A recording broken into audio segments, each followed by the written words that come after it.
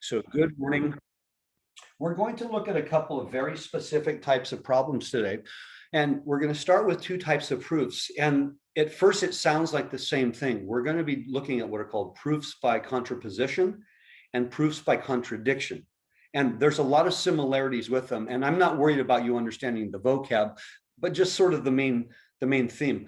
Proof by contradiction is when I show something, I've reached a contradiction. I said, nope, this is an impossible statement. My conclusion is that something's an integer, and you're saying, no, that's not an integer. Oh, I have a contradiction.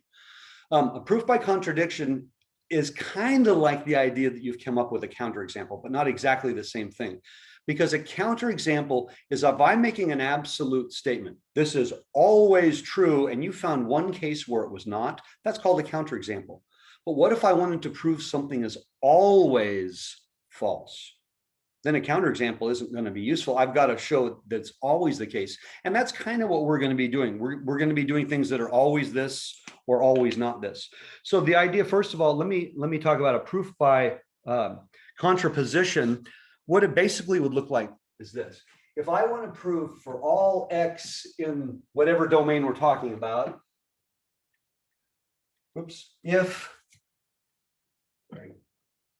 if P of X is true, then Q of X is true. And this is kind of a generic statement, or P of X implies Q of X. For every conceivable situation, if this is true, then this is true. That's kind of what most proofs look like. If this is true, prove that this is true. So for every, let's say we're talking about polygons, okay? So for every quadrilateral, okay, so X would be quadrilaterals in the set of all polygons. If it's a square, then it's a rectangle. That would be a really simple example of this, okay? And I think we all believe that is true. But sometimes it's difficult to prove something directly. In other words, there's a lot of cases, and I can't see a simple way of proving it directly. So proof by contraposition simply means I'm going to take the contrapositive of the statement and prove that instead. So in other words, I'm going to prove for all x in D, if not Q, then not P. And we know that is exactly the same meaning. If P implies Q, then not Q implies P means the exact same thing.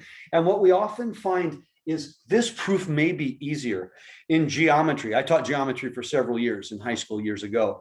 In geometry, we have a great many proofs where we use this sort of format because it's too difficult to go the other way. I'm trying a simple one that we did in geometry. I don't care if you remember this one, but this was a really, really powerful proof. If you guys remember this in geometry, if you have parallel lines, at least two of them, cut by a transversal would be trans meaning across, then we know that the corresponding angles are congruent. Corresponding would mean they're in the same position. So this pair, or this pair, or this pair, or this pair. Well, how the heck would you prove something like that? Because you can't prove this directly. Oh, so what you start with is, let me start with the opposite. So by the way, it's an if and only if. If the corresponding angles are congruent, then the lines are parallel. If the lines are parallel, then the corresponding angles are congruent. It's an if and only if. So what you start is assuming the opposite. Oh, so let me assume that the lines are not parallel. Okay, let me assume then the lines intersect. Okay, so then we'd say, all right, I have lines that intersect, and now I'm going to cut them by a transversal. And these guys are still congruent, and then I'll show that's not possible. You know, things like that. Now, this is an example of the type of logic we often use in geometry because, again, there's always an infinite number of cases. So in our case here, we're going to do some really simple ones that are pretty easy to understand. Question? Okay. All right. So let's do one like this. Here's a really simple kind of a generic one. Which one did I want to do? Sorry. I want to prove if n squared is even, by the way, if I'm saying even, that means it's an integer. Only integers can be even. To say even integer is correct, but it's redundant. Again, that's like saying straight line or round circle. odd and even, those words only apply to integers. They don't apply to anything else mathematically. So I don't have to say even integer. That's already implied in the even. If n squared is even, then n is even. Now, first of all, do you believe the statement is true? So start with perfect squares, 4, 16, 36, 64, 100. If n squared is even, did n have to be even? Do you think this is true? Or does anybody think that you have a counterexample to that? Because I'm trying to show this as an absolute statement. Now, if you don't believe this is true, then all you got to do is find one example where it's not. If you believe it's false, okay, so again, a proof by using a counterexample is to prove a claim is false. But I'm not trying to prove this is false. I'm trying to prove this is true. If you thought it was false, you would come up with a counterexample. Now, again, if you thought a statement was false, you do not have to prove that it is always false. You just have to find one instance. But if the statement is true, it has to always be true. This would be very difficult to prove directly. So what we're going to do is we're going to do this. So in this case here, okay, my P of X is that n squared is even. My Q of X is that n is even. Then what is this? This is just this from the set of integers. So my n is coming from the set of integers in this case. All right. So what we're going to do is we're going to do the proof by contraposition. So we're going to prove it this way. So what we're going to start is by assuming the negation of what it is I'm trying to prove. So we will suppose, by the way, when you say let or suppose, you're doing the same thing, or even assume. These are all words that mean the same thing. I'm starting with this being the truth. So I'll use suppose. Suppose n is even. Okay, boom. I'm sorry. I'm doing the opposite of what I'm. So what is the negation of n is even? N is odd. N is odd. By the way, I will have people still write, start with n is not even, and then they'll carry not even all the way through. Remember, if something's binary, you never use not. You only use not when it's not binary. I have a full glass of water. My glass of water is not full. The light is on. You don't say the light is not on. You say the light is off because that's the only other thing it can be. I actually have people who will say not inequality. Mathematically speaking, that's actually incorrect 100% of the time. You don't ever say not inequality. But It's in the not book they greater. do it. No, not greater means you don't know if it's less than or less than or equal. By the way, when I have people write this, I assume it's because you don't know it's this. You go, it's either this or it's this. I don't know which one it's supposed to be, so I'll do this and be safe. Actually, you're doing this and being ambiguous. You can't say this, you have to say this. Why? Because the only wrong answer is this, and that's 100% wrong. Yeah, you don't say not inequality, you say what the inequality is. So don't say not even, say is odd. In the book, they do it several times. Say So again? in the book, I saw a lot of times they do it. That's why I did it too. It's starting. By the way, is it okay for you to start by saying, okay, it's not even. It's not even. It's okay mentally say, okay, it's not even. So what is not even? Not even is odd. Because we don't have a definition for not even, we have a definition for odd. If I said a number in general is not even, a number, I didn't say integer, a number is not even, does that mean that number is odd? If a number is not even, does that mean the number is odd? Could it be imaginary? Could be imaginary, yeah, could be complex, could be a square root. Square root's not even. Oh, see the problem with that? But if an integer is not even, then the integer is odd. If a number is not even, then it's just not even. That's when I could say not even, because I'm not talking about integer. Oh, so that's why we don't ever want it to be ambiguous in any way. And I don't want to get into this, but we talked about things like complex numbers. There are no inequalities with complex numbers. There's inequalities with the absolute value of complex numbers, but not with complex numbers themselves. So we're talking about the set of integers only in this case. Now, suppose n is odd, then what must be true?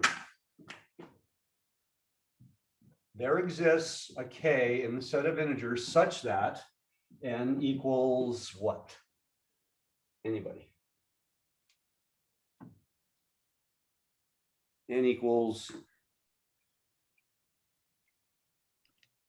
2K. No, n squared. 2K plus 1. 2K plus 1. That's the definition of odd. Remember, definition of even would be 2K, definition of odd is 2K plus 1, which is great because there's no other thing it can be. Well, why don't I use another thing? Well, think divisibility. Okay, when we talked about divisibility, remainder versus no remainder. Oh, if my divisor is 2, then the quotient remainder theorem, my only remainders can be 0 and 1. Remember, the remainder cannot exceed the divisor or even reach the divisor. Oh, okay, so that's where the 2K plus 1 comes from. That would be a remainder of 1. The 2K would be a remainder of 0. That agrees exactly with the quotient remainder theorem we talked about last day. So I've got this. All right, then what is n squared? Then n squared would be 2K plus 1 squared. All right, well, that's 4K squared plus 4K plus 1. Okay. And that's, I can squeeze that in here. That's 2 times 2K squared plus 2K plus 1. So now we're going to rename that guy. How about we let T equal 2K squared plus 2K? T is an integer. Why? Why do I know T is an integer? Integers are closed by addition and multiplication. Yeah, so this statement right here, that there exists a K in the set of integers, this statement here is critical. If I never actually said this, if I never said this, is this necessarily an integer? If I never actually defined K as being an integer, is this quantity here necessarily an integer? Ooh, no. Because if I didn't say that's an integer, I'm not employing closure of integers because I don't have an integer to start with. I've got to declare that K is an integer. Now I can say this is an integer. T is this because or since integer multiplication and addition. I get to use addition today, right, Sergey? Sergey always catches me when I throw it in there prematurely. Are closed. By the way, it doesn't matter how you say that. If you said because of closure of addition and multiplication of integers, because integer addition and multiplication is closed, I'm saying the same thing. Okay, don't say integers are closed. We have 2 operations going on. It's the operations are closed. Okay, or with respect to the operations. So now what have I got? At this point, I've got n squared equals 2t plus 1. So n squared is odd. Now, this is huge. I wanted to prove this statement right here. I did not prove that statement directly. I wanted to prove that if P, then Q. But instead, what did I do? I started by assuming not Q, and I just proved not P. This is a valid proof. Proof by contraposition coming from the word contrapositive. We know that if a conditional statement is valid, then the contrapositive is valid. Okay, and this was the contrapositive. So therefore, I've actually proved this. It might seem odd, but you never even talked about it. Yes, but this is every case. For every conceivable case, I wanted to prove this, so I proved for every conceivable case this. That's what we just did. So this is a valid form of proof. I don't want to say easier form of proof. It's just valid. The easier route would be if I said n is odd or even, I want you to prove n squared is therefore odd or even. That's actually pretty simple because I just square it. The problem was I started with n squared being odd or even and trying to show that leads to n. That's not as easy. For example, n squared being even, okay? N squared being even. What could I assume if I said n squared is even?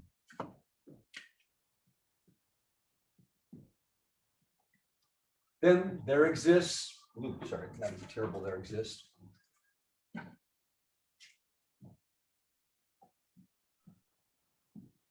Would this be a correct mathematical statement? If I said n squared is even, then n squared is even? Yes. Okay. The problem is how do I get n is even from that? You say, well, just take the square root, but the square root of 2k is very likely irrational. I have a problem with trying to take the square root of this. Everybody see that? That's not going to help me take it. I can't take the square root of that and then say that result is anything. I don't know what the square root of 2k looks like, but I can't assume the square root of 2 times k is automatically rational, because it's probably most of the time irrational. So that's why this route was kind of a dead end, because although if this is true, then this is a true statement, that's not the form I needed. So that's why doing it the other way was a little bit easier. Now, if I started with n and made a conclusion about n squared, that's a piece of cake. Okay, so this is my proof by contraposition. Now what I want to do is a proof by contradiction, just to show you the difference, what they would look like.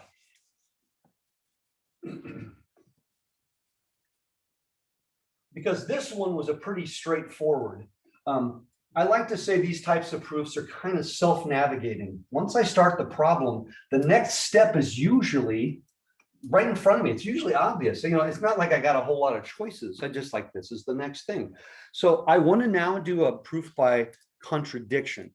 Proof by contradiction looks really, really similar in the setup, because I'm going to assume something is the opposite I'm trying to prove, but I may not get the conclusion in the same form. So for example, I want to prove. Okay, I'll say show and prove, same thing. Show for all n. Professor, Yeah. before we just so was the last problem proof by contrapositive? Contraposition, yeah, using the Contraposition. contrapositive. That the term contraposition, that's not a word you ever use. That's I think it's more like the contrapositive is a noun. Proof by contraposition is sort of like more like a verb. In other words, I'm using contrapositive to get my conclusion. Does that make sense? It's Yeah. if you said proof by contrapositive, I have no issues. That's not the word any author is going to use, because contraposition is the act of using the contrapositive. I hate Understood. that. It's English. We're not English folk. We're math folk. No, I appreciate it. Thank you. Okay. Yeah, guys. Otherwise, you're going, what does that word even mean? But just think about the root. Okay, I want to show for all n and z. Hold on, where is it? 4n minus 5 is not divisible by 4. Now, before you take a step further, and I say this in all seriousness, make sure you believe this. Okay, just pick any integer. Just pick an integer. 3. Okay, 4 times 3 is 12. 12 minus 5 is 7. 7 is definitely not divisible by 4. Okay, 11. All right, 4 times 11, that's 44. 44 minus 5 is 39. 39 is definitely not divisible by 4. And like Captain America says, I can do this all day. But the problem is, I can do this all day doesn't prove anything. Only if something fails. Now, the thing is, you say, well, you just tried a couple examples and they fail. Isn't that good enough? Isn't that a counterexample? No, I'm trying to prove this is always true. I'm trying to prove this statement is true for all integers. I'm trying to show that every single integer that exists would make this fail. That means there isn't a counterexample unless I found a value of n and plugged it in, and that statement was divisible by 4. That's what a counterexample would look like. There isn't going to be one, by the way. Okay, this is a true statement, but I need to prove it's true. Ooh. So how do I prove something fails every single time? Well, keep trying it until you find something that works. But what if it never works? Well, then that's a dead end. Again, you can't prove by example. You can only disprove by example. So we will start by assuming the opposite of what we're trying to prove. Now, I don't want to start by assuming this is always divisible by 4. That's not the point. No. What is the negation of something is always true? What's the negation of that? Something is always false? What is the negation of something is always true? It's false at least once. That's it. I just have to show it's false at least once. So when you're doing the starting by assuming the opposite, you're not trying to show, you don't say start by assuming this is always divisible by 4. That would be an incorrect assumption. Start with saying, hey, let's assume there's one thing out there that is divisible by 4. That's it. Just one. That's all I got to do. I just do one. So for all this, boom, the negation is there's at least one that's not this. Well, not divisible by 4 would be divisible by 4. So we start by saying, suppose there exists. Now I'll call it n. Okay. Yeah. Suppose there exists an n in Z such that 4n minus 5 is divisible by 4. I just one. Okay, I'm not trying to prove this is true for all cases. I'm just saying, let's just suppose they're one. Okay, so then what must be true? Well, by the definition of divisibility,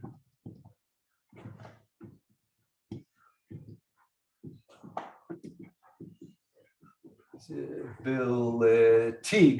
all the way through. If this statement is divisible by 4, what does it mean in the statement of divisibility? By the way, what that means is, what I'm saying is this.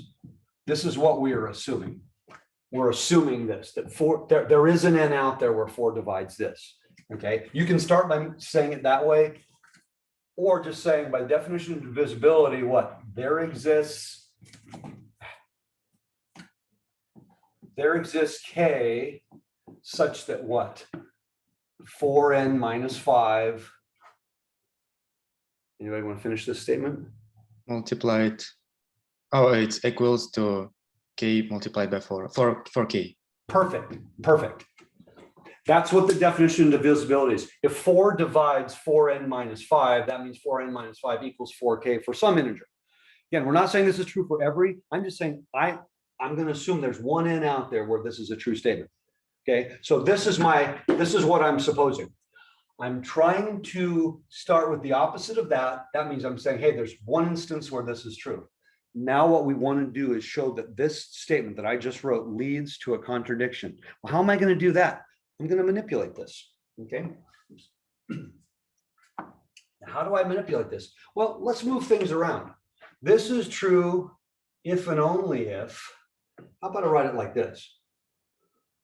4n minus 4k equals 5.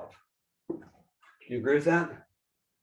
By the way, this is called a biconditional. This is just, we know what an implication symbol is. This means if and only if this is true, if and only if this is true, this is true, if and only if this is true. You can always do that with algebra. That's all I did was move things around. Now, 4n minus 4k is 4 times n minus k. Okay, and that equals 5. But that would imply that n minus k equals 5 over 4. I'm just using the multiplication property of equality. This is using the distributive property to factor. This is using the addition property of equality twice by adding the opposite signs. So is everybody cool with this? Let's stare at this for a moment. If this statement right here absolutely is true, is this statement also true? Or is that and that basically saying the same thing? Hopefully you're saying, yes, they're saying the same thing.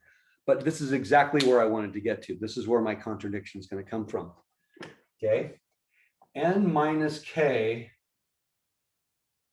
or actually, let's write it this way. Let t equal n minus k. T is an integer since integer addition and multiplication is closed. And you're saying, but I did subtraction. Well, subtraction technically is adding -1 times. So technically subtraction is using addition and multiplication. That's okay. Okay, great. Could you please explain one more time in the row where you have there exists k in integers. So the arrow, the two-sided arrow. Why do you put it here? Oh, okay. Because then I don't have to write a long-winded explanation. Let's say, think baby algebra for a minute. All right. If 4x equals 8, then x equals 2. Do you agree with that statement? Yes, of course. If x equals 2, then 4x equals 8. Do you agree with that statement? That's the converse. Yes. So in this case, the conditional statement is true and the converse is true. In the first case, 4x equals 8, and this is where you'd use the double arrow, not the single bar. In the second case, this would imply this. So since this implied this and this implied this, that's what the double bar, that's what the double arrow means. I had the conditional and I had the converse simultaneously being true.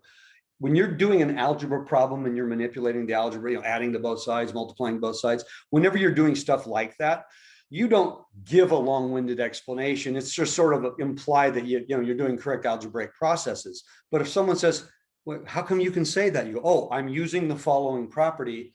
So the truth of this statement is absolutely the same as the truth of this statement.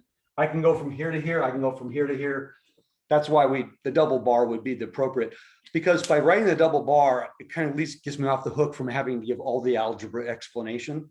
It's kind of a lazy tool. When we write an implication symbol, we're saying, hey, if this is true, then this is true. And a lot of times we don't explain the why, because the why was just some simple algebra. It's good to explain the why, but a lot of times we don't want to. It's just, you know, it's overkill. So this truth, I manipulate it to get this truth. I manipulated this to get this truth. And now I'm saying, let me replace that with t. So now what have we got at this point in the problem? Now we have t equals 5/4, and we've already shown that t is an integer. Right? Where's the contradiction?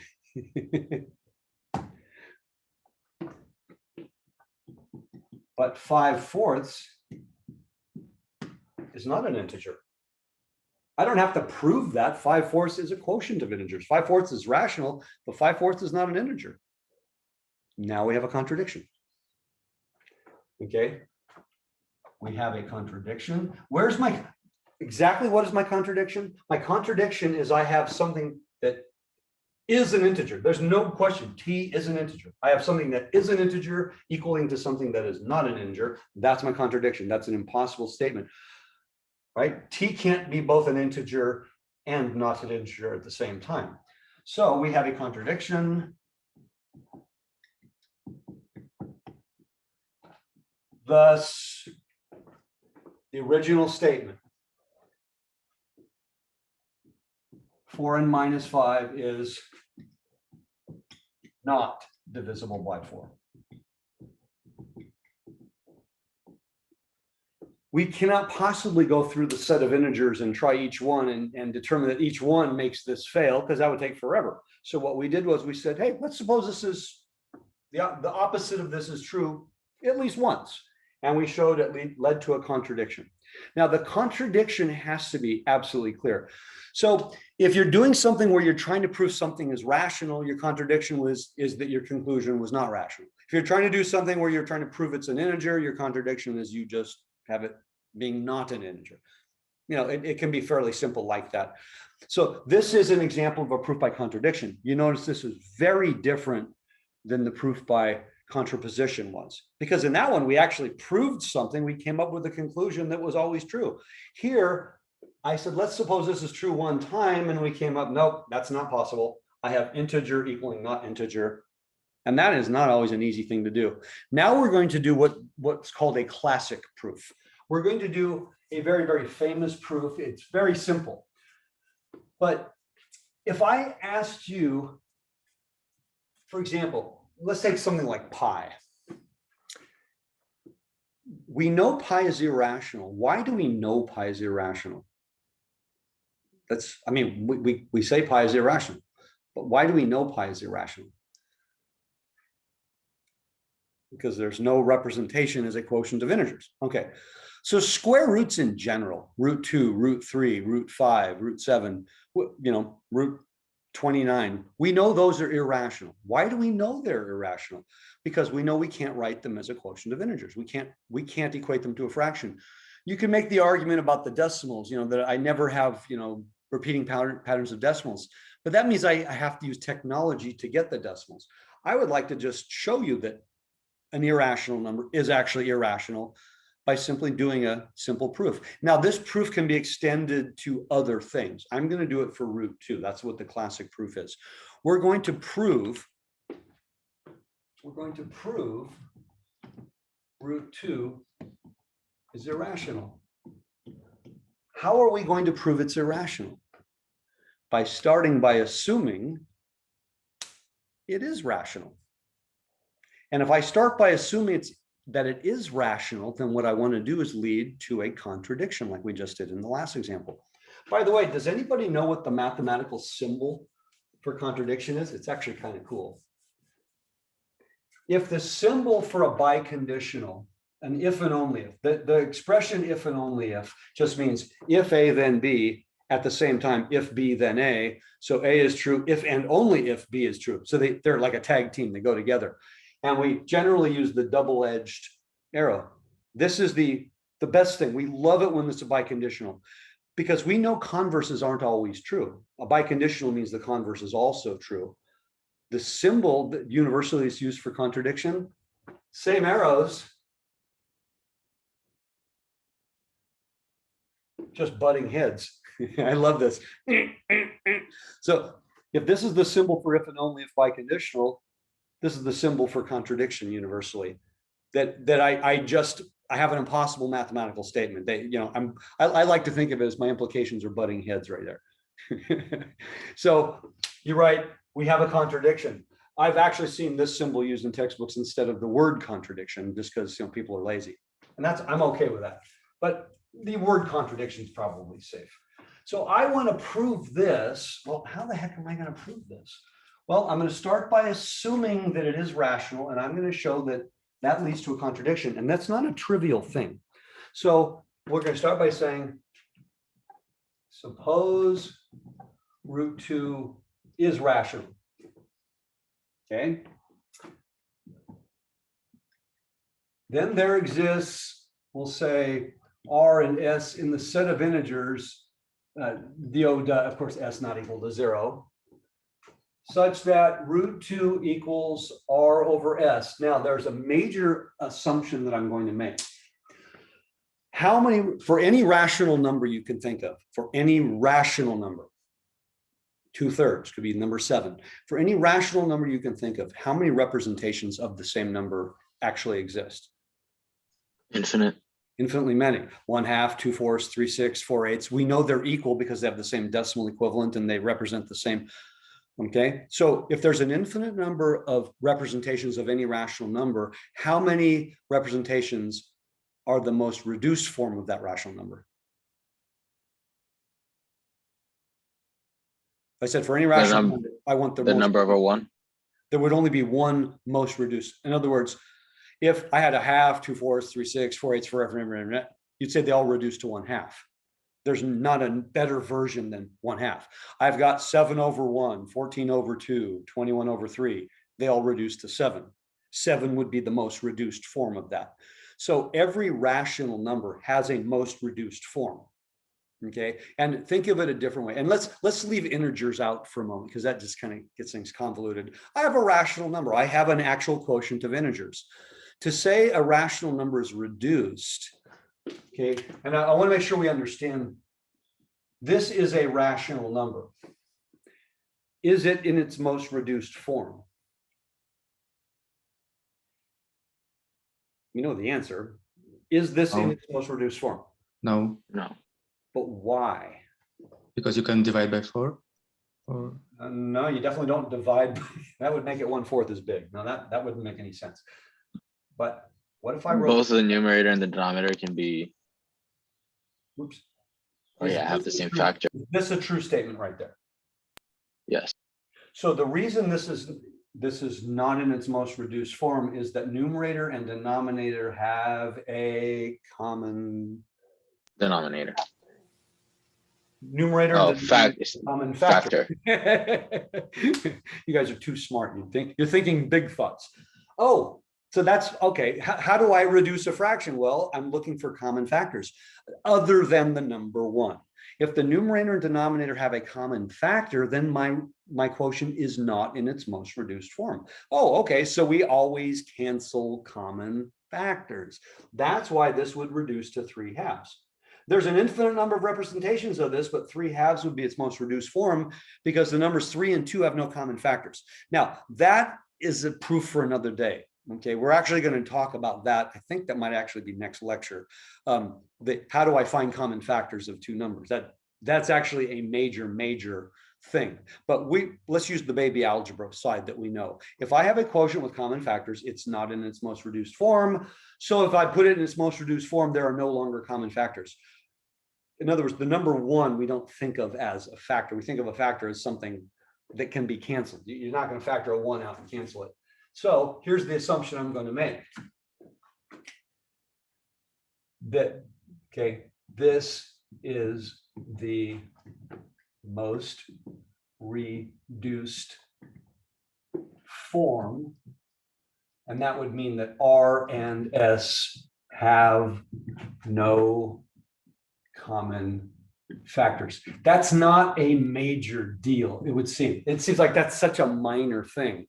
You know, if I said something's rational, who cares what version of the fraction I write it as? No, this proof hinges on that this is in its most reduced form. If √2 is a rational number, which is my assumption, then there is a most reduced fraction that it would equal.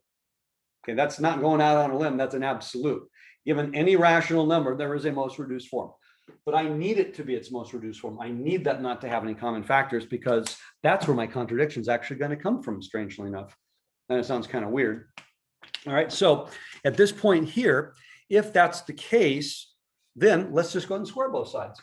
So if this is true, then √2 squared I know would be R over S squared, or 2 equals R squared over S squared.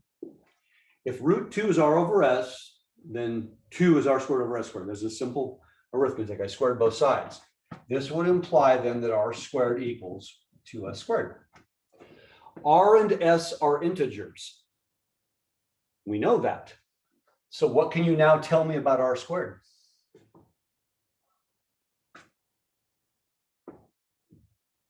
R and S are integers, so R squared and S squared are integers, and R squared equals 2 times S squared. So what can you tell me about R squared? It starts with an E, ends with a VEN. Squared is even. Oh, good. You got it. Okay. You weren't going to make me wait all day. Doesn't this mean that R squared is even because it equals 2 times another integer? Oh, okay. So R squared is even. Okay, great. That means that there exists, what happened to a K such that R equals 2K. All right. Everybody cool with that? That's now an absolute. I don't have any doubt. So now what? Well, if that's true, okay, if that's true, then what have I got? Then R squared equals the square of 2K, which is 4K squared, okay? And what does that equal? Well, that equals 2S squared. Well, that would imply then that S squared is 2K squared. You with me? We just said if this is true, R is even, so R must be 2K for some integer K. Now, R squared is 4K squared, which is equal to 2S squared. So that would mean S squared is equal to 2K squared. K is an integer. So doesn't that make S squared even? Same reason? So S squared is even. All right, great. That means there exists, what haven't I used? How about T? There exists a T such that S equals 2T. Okay.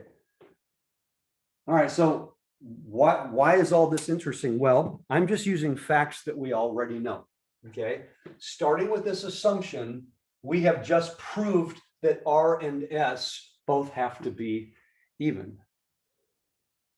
Well, hey, where did we prove R and S are even? Well, remember the previous proof that I just did? I said if n squared is even, we just proved that meant n was even. Oh, you just proved right here, r squared is even. That means r is even. I didn't say it, but I'm invoking the theorem that I just proved to start the class today. That's why I started with that one. If the square of an integer is even, the integer itself must be even. We proved that. That was our proof by contraposition. So here r squared is clearly even, thus r must be even. Here s squared is clearly even, so s must be even. Okay, great. Now what? So now what have we got? Root 2, which originally was r over s, is now what? 2k over 2t. Oh, that means I can cancel the 2's and say I just reduced r and s. Okay, big deal. Why is that important? What was the major assumption I said? R over S is in the most reduced form. R and S have no common factors. So R and S could never have been even. In fact, if you have a quotient with no common factors, can both terms be even? No, because then they would have a common factor of 2. And there's my contradiction right here. We said that R over S is in its most reduced form. R and S have no common factors. But after all of this, we clearly proved that R and S were both even numbers, therefore they have a common factor of 2. Here's our contradiction. So right now we say we have a contradiction. Therefore, my original supposition is false. This is the formal mathematical proof that root 2 is irrational. That's kind of crazy. You wouldn't have thought it was something that looked like this, but this is exactly what it is. I didn't mess with decimals. I didn't get into weird, strange areas. I just said, hey, let me assume it is, and I'll show it isn't. Now, could I do this for root 3? Yeah, I mean, we could do this for anything. But the reason root 2 works so well is the whole odd and even thing, okay? We can use the odd and even. So now I want to do a proof involving the fact you never have to prove root 2 is irrational. Now, if I said, is the set of rational numbers close to addition? You would say yes, I would hope, because we proved that a couple of days ago. Is the set of rational numbers close to multiplication? I would hope you say yes, because I believe that was problem number, yeah, that was problem number 2 on the quiz you turned today, that the product of 2 rational numbers is rational. So we now know, we've done proofs that products and sums of rational numbers are in fact rational. The rational numbers are therefore closed to addition and multiplication. But you can't prove it for irrationals because it's not true. Irrationals are not closed. If I add 2 irrationals of opposite sign, I get 0, which is no longer irrational. If I multiply 2 irrationals, well, heck, if I multiply the same square root, root 2, or root 2, root 16, I get a rational number. So we know there's no closure with irrationals. So trying to prove facts about irrationals is actually very difficult because there's no closure. So it's hard to get a contradiction when there's no closure to begin with. Just like any result really is fair game. So here's what I'd like to prove now. Hold on, I wrote it down somewhere. It's a nice, oh yeah, ugly problem. I want to prove 1 plus 3 root 2 is irrational. Now, you might start by saying, well, if I add a rational and an irrational together, if I add a rational number to an irrational number, it seems to me I ought to get an irrational. And that certainly seems reasonable. In fact, it's probably true. It's probably true. But there exists no mathematical proof. In all the years math has been going on, there's no proof for that. The sum of a rational and irrational, because how do you generically define a rational? How do you, well, okay, P over Q, but how do you generically define an irrational? And then where's the contradiction coming from? No, actually, there is no proof. It might seem like common sense, but there's no proof that the sum of a rational and an irrational. So I can't start by saying, well, I'm adding a rational to an irrational. Doesn't that automatically? Nope, nope. I'm going to do a proof by contradiction, though. So what I'm going to do is I'm going to start by, I want to just prove this specific number is irrational. So let's start by assuming this specific number is rational. And it'll look like the last proof, but it'll actually be much easier. Why? Because we already know root 2 is irrational. I don't need to prove that again. I'm going to use that as a fact within this proof. So let's suppose 1 plus 3 root 2 is rational. That's my way of saying it because I'm lazy. Then there exists a P, a P and a Q in Z, and again, redundant, Q not 0, such that 1 plus 3 root 2 equals P over Q. I'm using different letters each time just so you don't get locked in. Sometimes I do A and B, sometimes I do R and S, I like to give all the letters a chance, Now, what do I do with this? Well, first of all, let's isolate the root. That'll make it easier. So if I isolate the root here, then let's just add -1 to both sides. So this would imply that 3 root 2 equals P over Q minus 1, okay? Can you make that into one quotient? Remember, P and Q are both integers. So can I write this as P minus Q over Q? Is that the same thing? Again, I'm just using simple algebra there. Okay. Now, if 3 root 2 equals this, doesn't that imply then that root 2 equals P minus Q over 3Q? I just multiplied both sides by 1/3. So starting with this statement right here, we're supposing that this is true. Then if this is true, I did a little bit of algebraic manipulation to get it to here. So if this is true, I know this is true because all I did was apply algebra. I added the same quantity to both sides. I multiplied the same quantity on both sides. I got it nice and clean here. So this is actually going to be fairly simple to get the contradiction, okay? How about we let, I haven't used R and S. Let R equal P minus Q, S equal 3Q. R and S are elements of the integers. Again, since integer multiplication and addition, which I'm using here, are closed. Okay. Right now, I've got R as an integer. I've got S as an integer because P and Q are integers and 3Q is obviously an integer and so on. So here's what we have right now. So at this point, root 2 is equal to what? Right now, root 2 is equal to R over S. R over S is rational.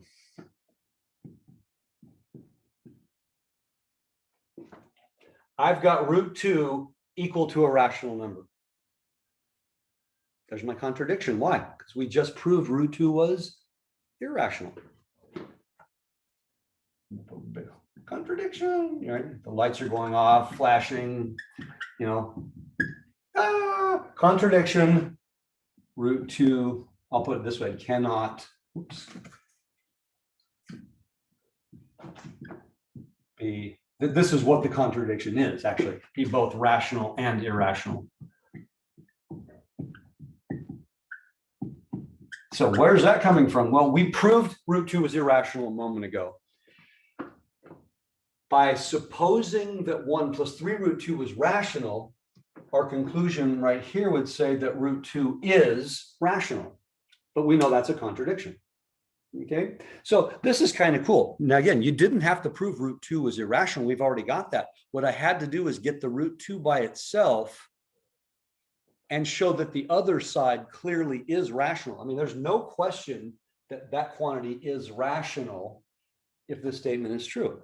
Therefore, this statement can't be true to begin with, meaning there is no P and Q that equaled 1 plus 3 root 2.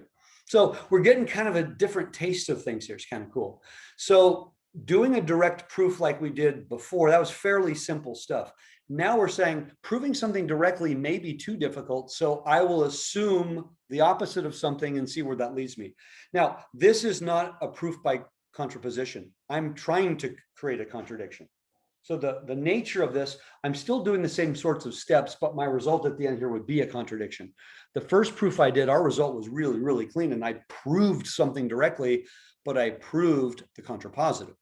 Now, I'm not worried about the vocab, but the structure definitely is clear. So I think on the quiz, I've written down somewhere, hold on.